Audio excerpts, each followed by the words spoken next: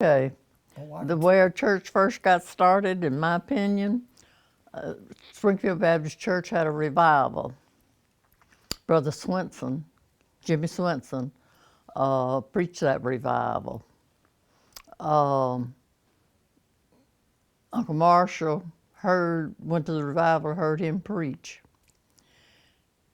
He said God spoke to him and said we need a church in our community. So he went and saw Mr. Tony Hill, and him and Mr. Tony Hill started working on it. First they went and asked Shear for a piece of property in the community, and they gave him that little piece there. And they started the first building, which we started church in it when it didn't have no windows in it. It had two doors, the two doors was in, but there was no windows in it. Right. We had church in it with a dirt floor, and Yeah. And when that north wind would blow through them, I can remember putting one befores and putting paneling on them to stop that wind Yeah.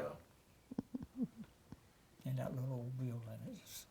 I can remember it when it was just the first part of it had the pine stumps was about this high in it, Right. dirt floor. so we had church on dirt floor to begin with. Yeah. Yeah, A had couple, whatever you could find to sit on, a log or Right. window, sit in the window or whatever. Did y'all get another church to kind of come along with y'all? Jerusalem Baptist Church came in and started Right. it. Yeah, I know. I can remember whenever we built the first 4 classroom. Uncle Vivian, that was JV and Jimmy's daddy. He was a carpenter, and our saw was one old hand saw. We didn't have no electric saw. I can't say why they moved it, but I'm glad they did, because where it got started, they didn't have no room to grow. Mm-hmm. And I know had a falling out somehow or another between Uncle Marshall and Mr. Calvin. Don't ask me how it, Right. because it was on Calvin's property, and then when it didn't have no room to grow, so they moved it up there. Yeah. Well, it's in a good location now. Yeah. Looking back on it. I mean, you didn't have a half an acre there where it was at. Right. And didn't own that. The church didn't own it. Yeah. I can remember having, I guess, revivals there. Didn't have enough room inside the building. Every window was pushed up, and there's people outside looking in the building as the preacher preached. First official pastor at Woodland was who?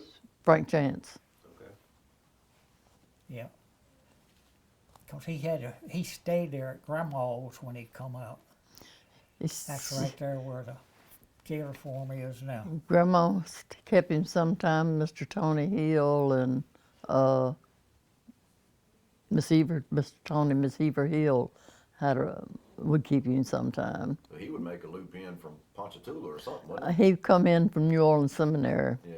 He would catch a bus to Ponchatoula, and somebody would meet him there Right. and bring him out. Mr. Tony Hill usually, and then took care of it, and they'd bring him out to stay here. Yeah. After a while, Mr. Tony and Miss Eva built a little one-room house across the road from his house, from their house, and whoever was come out to preach was. Right. It was just a little one room with a coffee pot in it, Place to with stay. a hot plate. Well, a coffee pot and a hot plate. Yeah. It wasn't an electric hot pot. Right. It was a coffee pot and a hot plate. Yeah. But basically, they went visiting the community and hoped to get a meal. Right. From New Orleans. Frank to Chance, let me tell you a little bit about him. He was a taller than Chris. He's a tall guy. Remember him? Brother Frank Chance? Mm-hmm. Yeah, he was about, what, 6'1", 6'2"? He's a pretty Yeah, he was sized very fella. tall, very well built, personality, Nice personality. very outgoing personality, but he didn't butt into people's business. Yeah. If he came by and you was busy, he would to see how you were doing and go on your mind. But if it's something you was doing and he could just jump in and help you, he'd do that too. Yeah. He come by Mama's one day and they was up on the house, like I say, putting on a roof. He climbed up on that roof and they'll put that tent on that roof. Yeah. Not many people got along with Calvin Patterson. Yeah. Frank Chance got to go fishing with him. Yeah. Well, back then, we didn't have no baptistry. Our baptistry was up at Somerville in the river. That's right. I can remember one revival, we went up and had a baptism for 21 members Wow. at one time. And the people were swimming there, and they seen that we was coming in. They backed up, got out of the river, and turned it over to them. Yeah. That's right. Baptized 21 at that Sunday. Wow. That's awesome.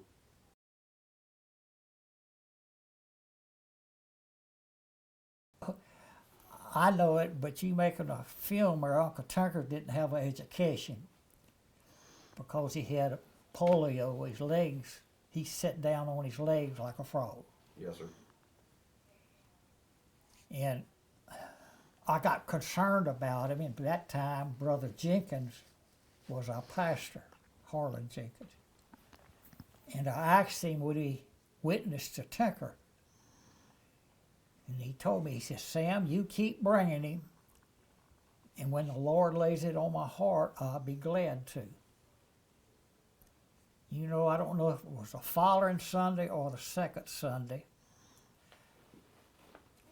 Tinker, I never would let him sit on the edge of the bench. He always, that's where I'd sit, because when he gets up, I didn't want him to stumble and fall out. Mm-hmm. And old Miss Hill was playing Just As I Am. And I'm going to say this not to cut down on her, but she learned how to play the piano herself, and it was just like hunting the keys. It wasn't Right. But she played the piano for us for several years before we could give her. But We anyhow, couldn't sing much better than she could play, though. Yeah. But yes, she played Just As I Am before she got through with the first Stands. line. I stood up, Tinker stood up, and he gave me the elbow. And I just stepped back, and when he went up to the front to talk to the preacher, everybody cut off singing just like that. It was amazing. And afterwards, I asked the preacher, how did Tinker do? He said, Sam, he did better than 90% of the other. He says, I want Jesus in my heart. Yeah. How much Simple plainer as could it he put it? Right. Now, people picked on him to make him curse. Mm-hmm. That's the reason Dad had to take him out of school, because he used his crutches on a couple of them kids Right. and broke a few bones. Right. But Tinker and I got along real good. Yeah. But the church was, like I say, just local people. Mary Almer, Uncle Marshall's daughter, played the piano. And to begin with, Brother Chance was our pastor, but he also led the singing. He had a great voice. And you might not have 15, 20 people Yeah. in church, but we had churches the same. Yeah. Wasn't 10 people, we had churches the same. Wasn't long after we started church, we had started WMU and Brotherhood, Yeah. and then we had GAs and RAs. Yep.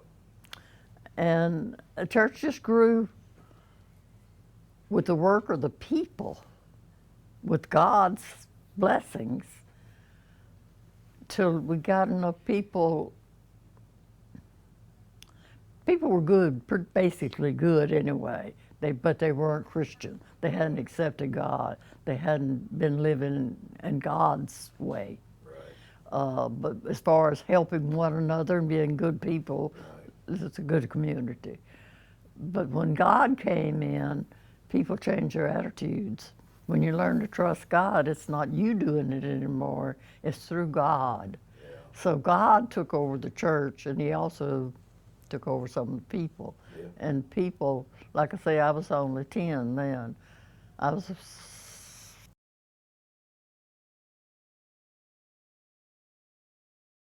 we were taught, they taught us how to read the Bible and to explain it to other people.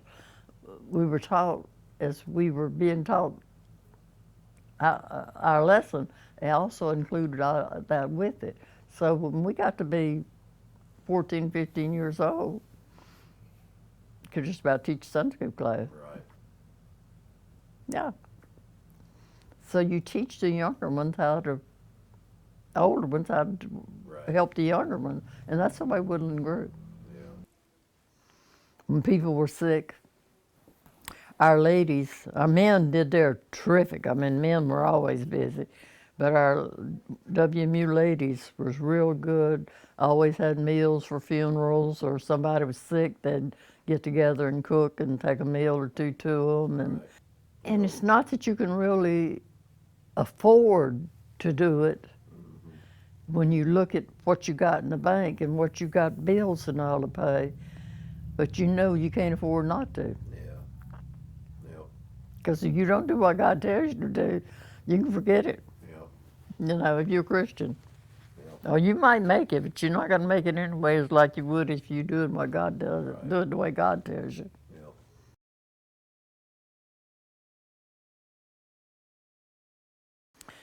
It's kind of left up to your generation. Our vision is that God will lead and you will listen.